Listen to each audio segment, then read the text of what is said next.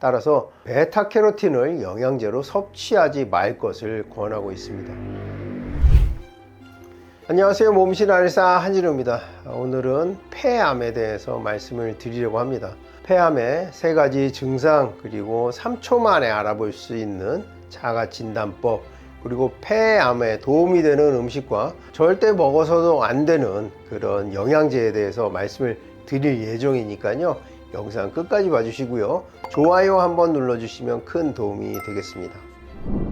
폐암은 아주 무서운 질병이죠. 최근에는 폐암 치료율도 상당히 올라간 것으로 알려져 있긴 하지만 국내 암 사망률의 2위를 차지하는 것도 폐암입니다. 폐암은 발생 빈도도 높죠. 지금 현재는 대장암에 이어서 2위이지만 최근까지 폐암이 국내 암의 1위를 차지할 정도로 많이 발생하는 암이었습니다. 특히 폐암은 흡연자에게 많이 발생한다고 알려져 있지만 흡연을 하지 않는 분들에게서도 많이 발생을 합니다. 특히 여성 폐암의 경우는 흡연하지 않는 사람들도 많이 걸리는 것으로 알려져 있는데요. 이것이 주방에서 각종 요리할 때 만들어지는 분진이라든지 그름 이런 것 때문이다 이런 분석들도 있기도 한데요. 가장 큰 원인은 여성이 폐암에 취약하다는 것이 가장 큰 원인이 될 수도 있겠습니다. 폐암의 가장 큰 원인은 흡연이죠. 그러니까 폐암이 걱정되시는 분들은 당장 금연하시길 권해드립니다. 그 흡연은 백해무익 어떤 데도 도움이 안 되니까요. 당장 금연하시길 권해드리고요. 폐암 역시 상당 부분 진행됐을 때서야 자각 증상들이 나타날 수가 있으니까요. 폐 건강이 의심되는 분들은 아주 간편한 방사선 촬영만 하셔도 어느 정도 윤곽은 알 수 있으니까요. 방사선 검사를 수시로 하셔가지고 폐암을 예방하시기 바랍니다. 지금부터 이제 폐암의 증상에 대해서 말씀을 드리고요. 맨 뒤에는 3초 진단법까지 알려드릴 예정입니다. 바로 그 증상에 대해서 말씀을 드리도록 하겠습니다. 폐암의 증상 그 첫 번째는 바로 기침입니다. 너무나 당연한 얘기죠. 폐는 호흡을 하는 기관인데요. 폐 이상이 생기면 항상 수반되는 증상은 바로 기침입니다. 특별한 감기라든지 다른 증상 없이 기침만 반복되고 그 기침이 2주 이상 4주까지 계속 지속될 때는 폐 방사선 한번 촬영해 보시는 것이 좋겠습니다. 이렇게 감기 이외에 호흡기 질환이 올 수 있는 것들은 폐렴, 폐암, 기관지 확장증 이런 증상들은 전부 단순 방사선으로도 검사가 가능하니까요. 가까운 내과나 영상의학과 가셔가지고 제일 간단한 검사법이죠. 방사선 촬영을 한번 해보시는 것을 권해드리겠습니다. 우리가 이렇게 기침을 할 때 피가 같이 나오는 것을 객혈이라고 하는데요. 이미 이때는 상당히 진행됐을 가능성이 있으니까요. 기침을 하고 피가 거기 가래에 비친다 하면 빨리 검사를 해보시는 것이 좋겠습니다. 폐암 환자의 약 75%에서 이 기침 증상이 나타난다고 하니까요. 특별한 이유 없이 기침이 지속된다, 각종 치료를 해도 기침이 낫지 않는다 하면 빨리 검사를 받아보시는 것이 좋겠습니다. 폐암 증상 그 다음은요, 바로 숨이 차다는 것입니다. 역시 폐는 호흡기관이기 때문에 우리 호흡을 담당하죠. 우리가 움직이거나 운동을 하거나 하면 숨이 찬 것은 당연한데요. 가만히 안정을 취하고 있고 심지어는 잠을 청하려 할 때도 숨이 가쁜 증상이 나타난다면 폐암을 의심해 볼 필요가 있겠습니다.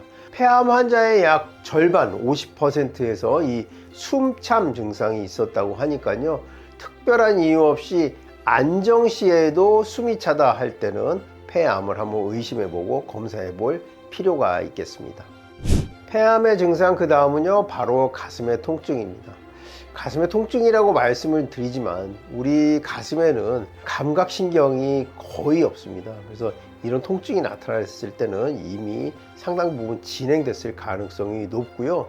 그렇지만 폐암 환자의 약 3분의 1에서 30% 정도에서 가슴에 통증을 느꼈다고 하는 이런 통계 조사가 있으니까요. 가슴에 통증이 있을 때도 역시 검사를 해보시는 게 좋겠습니다.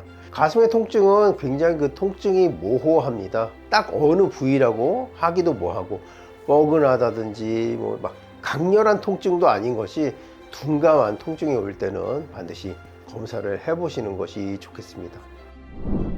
폐암 자가진단법 3초 안에 하는 자가진단법에 대해서 말씀을 드리도록 하겠습니다.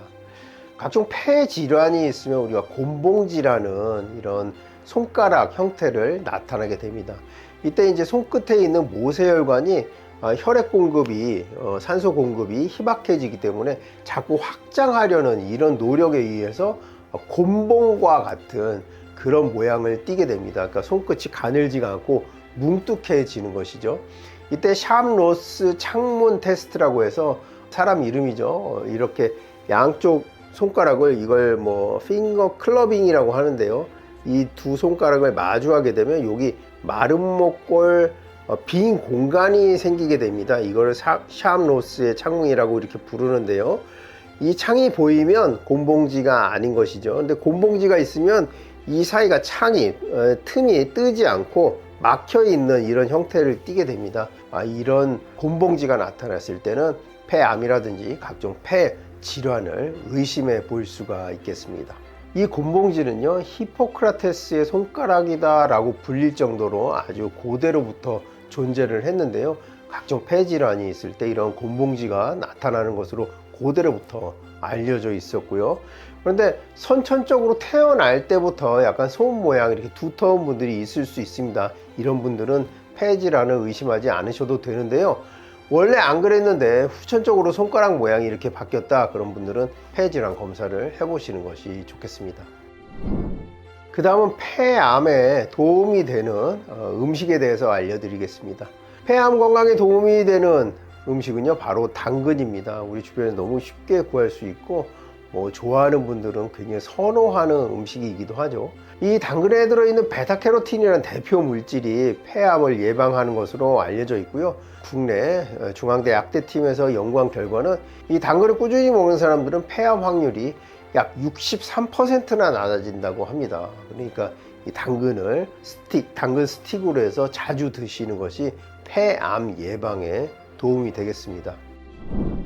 그런데 이 폐암을 일으킬 수 있는 영양소, 그래서 절대 먹지 말아야 되는 영양소 또한 베타캐로틴입니다.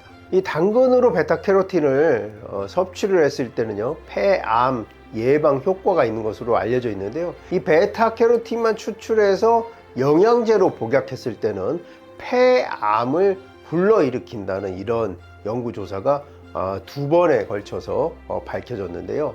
1994년에 핀란드의 9천여 명에 대해서 조사를 한 결과에 따르면 이 베타캐로틴을 복용한 군에서 약 18%가량 폐암이 더 일어나는 것으로 알려져 있고요.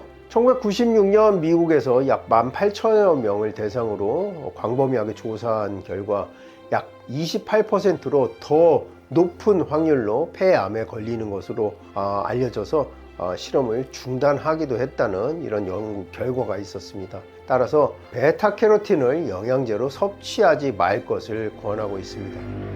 자, 오늘은 폐암의 증상, 그리고 자가진단법, 그리고 폐암에 도움이 되는 음식, 그리고 절대 먹어서는 안 되는 영양제까지 말씀을 드렸습니다.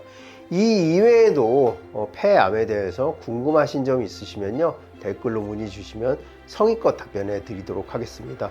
영상 끝까지 봐주셔서 감사하고요. 지금까지 몸신한의사 한준이었습니다. 감사합니다.